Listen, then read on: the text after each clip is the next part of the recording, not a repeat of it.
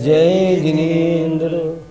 वंदे तु सर्वसिद्धे ध्रुवममलमणोगमं गतिं पत्ते बोच्छामि समयपाहुड मृणमोषुध केवली भणिदम्। पंच परमेष्ठी भगवान की जय। शिष्य फिर पूछता है, भगवान ये कर्म और आत्मा बंधे हैं कि बिना बंधे हैं? वास्तव में आत्मा है कैसी, जरा स्पष्ट बताइए। तो आचार्य अगली गाथा में बता रहे हैं 147 और 48 में। आइए गाथा 147। एक सदुपरिणामो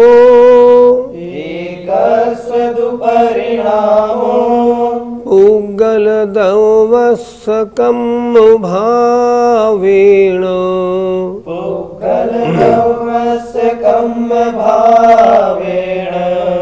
ता जीव भाव हेतुहि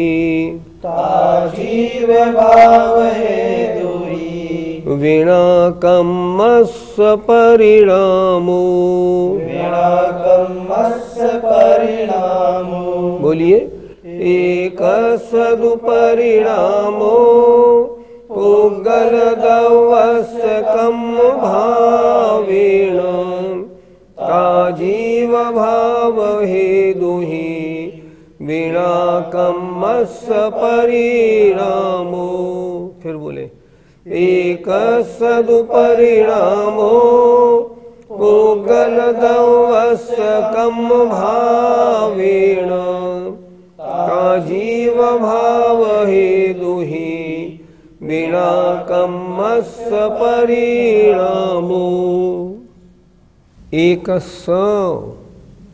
एक परिणामो परिणाम पुग्गल दवस्स पुद्गल द्रव्य का ही होता है, कम्म भावेण कर्म भाव से।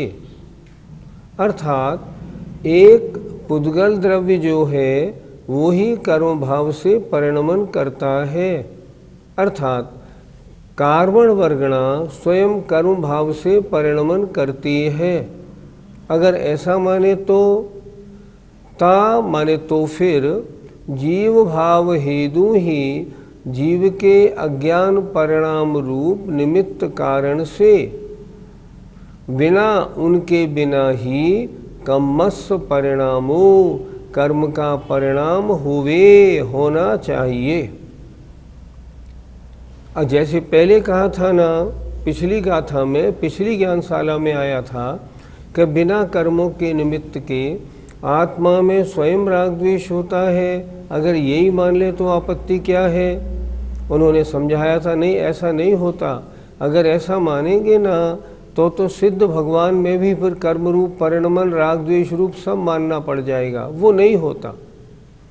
अब यहाँ कह रहे हैं इसी प्रकार अगर कर्म भाव से परिणमन हम पुद्गल द्रव्य का मान लें स्वयं अपने आप, तो कैसा रहेगा? तो कह रहे हैं एक परिणाम पुद्गल द्रव्य का ही होता है कर्म भाव से।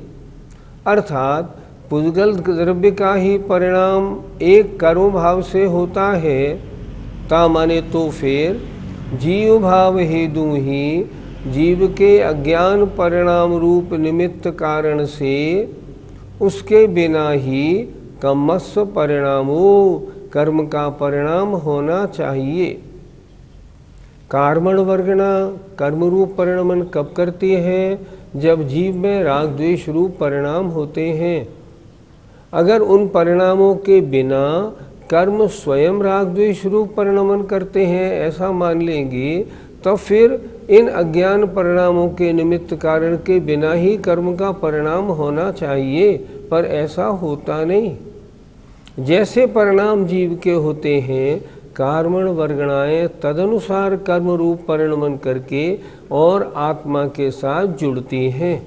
ये है सिद्धांत। इसलिए अगर ये माना जाए कि पुद्गल द्रव्य स्वयं का ही कर्म रूप परिणमन हो जाए तो नहीं, ये भी नहीं चलने वाला।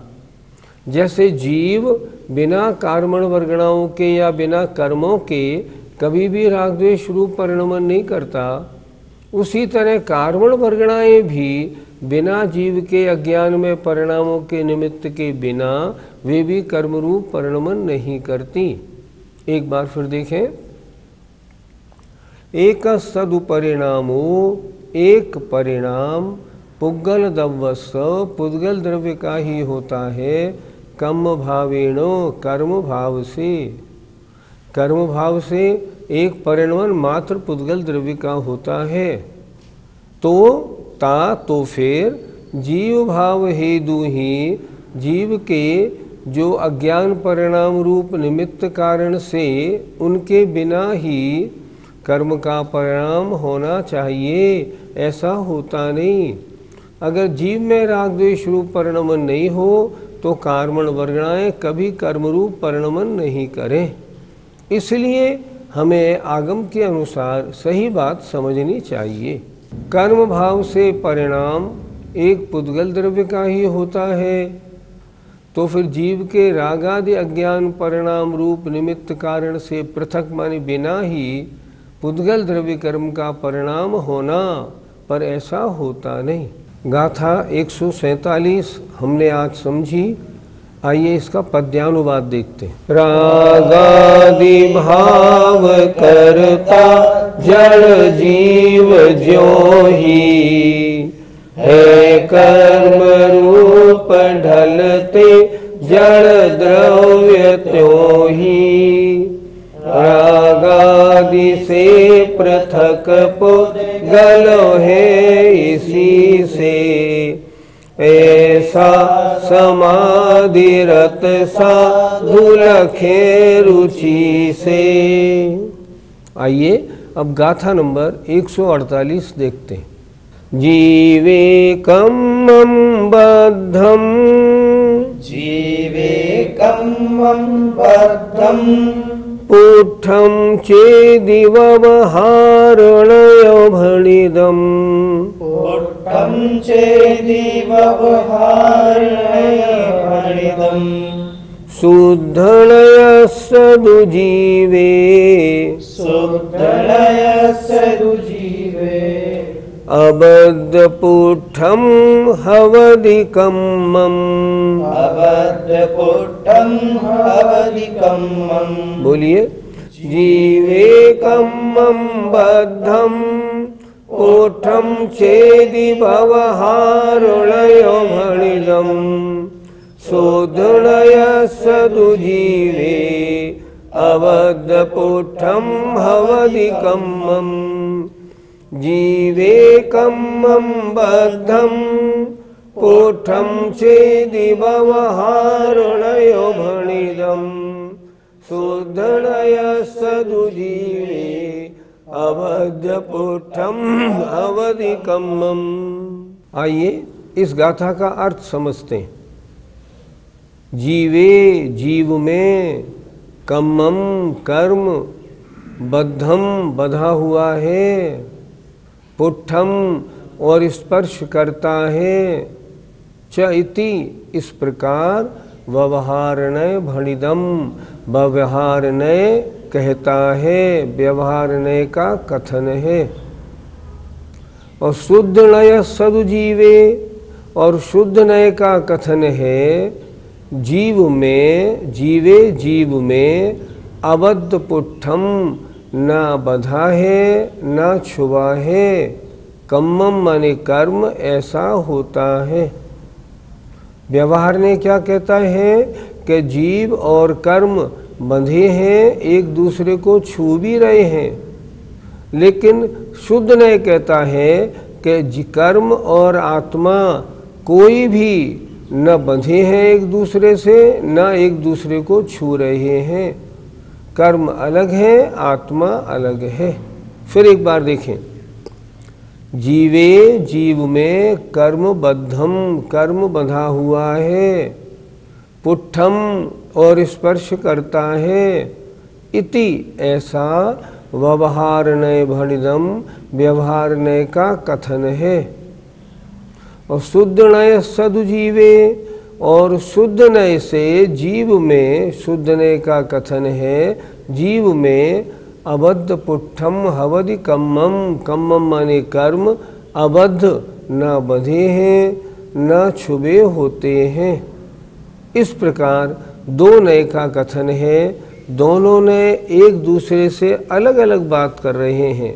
एक नए कह रहा है व्यवहार ने कर्म जीव बंधे भी हैं छू भी रहे हैं। शुद्ध ने कहता है न कर्म बंधे हैं न छुबे हैं। इस प्रकार इस गाथा में स्पष्ट किया है। जीव में कर्म उसके प्रदेशों के साथ बंधा हुआ है और उसे स्पर्श करता है, यह व्यवहार ने का कथन है।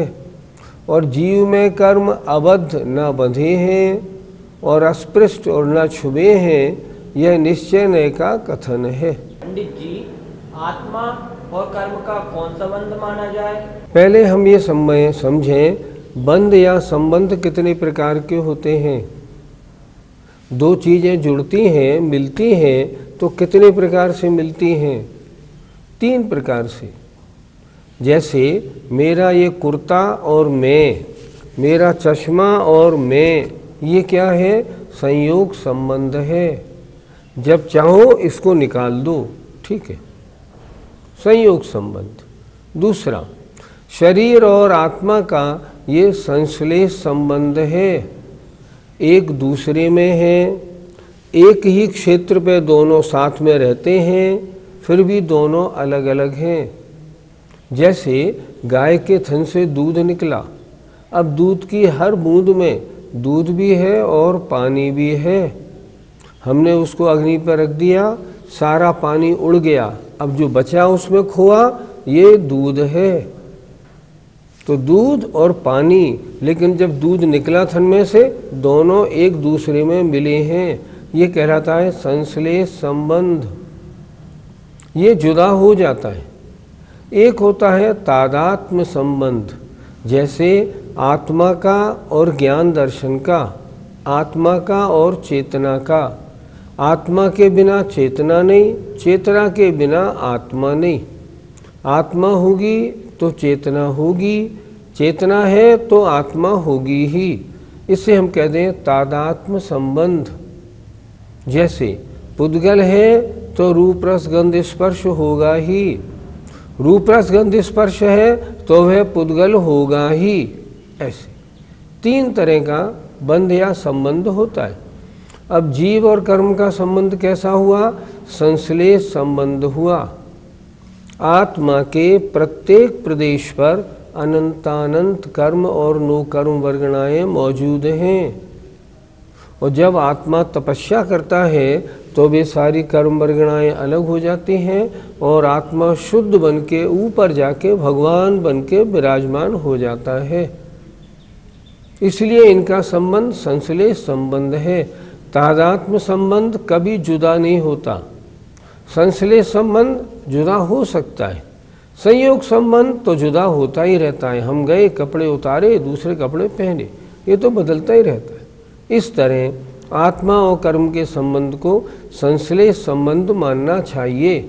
इसको हम ये भी कहते हैं एक क्षेत्रावगाह संबंध, एक क्षेत्र में दोनों। पंडित जी, हमारे आत्मा में जीव और कर्म अलग अलग है या एक है? इस गाथा में यही तो बताया है। जीव और कर्म बंधे हैं, व्यवहार ने कहता है एक में एक हैं। निश्चय ने कहता है ये कैसे हो जाएगा? कर्म तो पुद्गल हैं, आत्मा जीव है। जीव कभी पुद्गल नहीं, पुद्गल कभी जीव नहीं। जीव और पुद्गल कभी एक साथ हो ही नहीं सकते, बंध ही नहीं सकते। फिर कैसे? उनका जो बंध है संश्लेष संबंध है, तादात्म्य संबंध नहीं। अगर तादात्म्य संबंध हो जाता तो कर्म भी जीव हो जाते और जीव भी कर्मरूप हो जाते, लेकिन ये होता नहीं। इसलिए इनका संबंध या बंध कैसा है? संश्लेष संबंध है बिल्कुल मौजूद। अब जैसे मान लो अभव्य आत्मा है, अब जो अभव्य जीव हैं उनकी आत्मा का कर्म के साथ संबंध कब से है? अनादिकाल से है। अच्छा, उन्हें कभी मोक्ष तो होगा नहीं अभव्य जीवों को, तो अब ये अभव्य जीव कब तक इनका और कर्मों का संबंध रहेगा? अनंत काल तक रहेगा।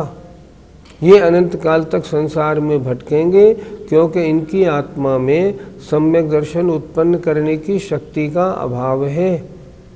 इसलिए इनकी आत्मा में आत्मा कर्म का संबंध अनादि से है, अनंत काल तक हमेशा रहेगा।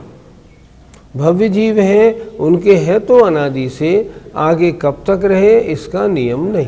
पंडित जी, सुधने से आत्मा कर्मों से बंधा हुआ क्यों नहीं है?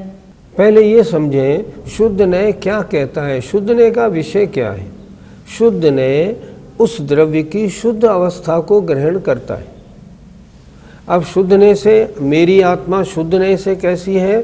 सिद्धों जैसी है, आज नहीं पर सिद्धों जैसी बनने की शक्ति वाली है। पर निश्चय न्याय से मेरी आत्मा का स्वरूप शुद्ध कर्ममल से रहित है बिल्कुल। तो शुद्ध ने क्या कहता है, जब उसकी दृष्टि में गंदगी है ही नहीं तो वह कर्मों की चर्चा कैसे करेगा। द्रव्य दृष्टि से देखा जाए, आत्मा शुद्ध है, अकेला है, उसके साथ कोई बंधने वाला नहीं। निश्चय ने व्यवहारने से मेरी आत्मा कर्मों से बंधी है, क्योंकि वो पर्याय का विषय। इसलिए निश्चय ने क्यों नहीं कह रहा, इसलिए नहीं कह रहा कि वो शुद्ध द्रव्य का ग्रहण करता है और शुद्ध द्रव्य में कोई गंदगी अशुद्धि नहीं होती। आइए गाथा नंबर 148 का पद्यानुवाद देखते हैं। गाता विशुद्ध नय जीव सदा जुदा है, दुष्टाष्ट कर्म दल से न कभी बंधा है। संसार जीव विधि से बंधता बंधा था, यो भाव भी स्वर में व्यवहार गाता। विशुद्धने से कर्मों से अलग है, अलग रहेगा, और व्यवहारने से कर्मों से सहित है। आइए, जय जिनेन्द्र।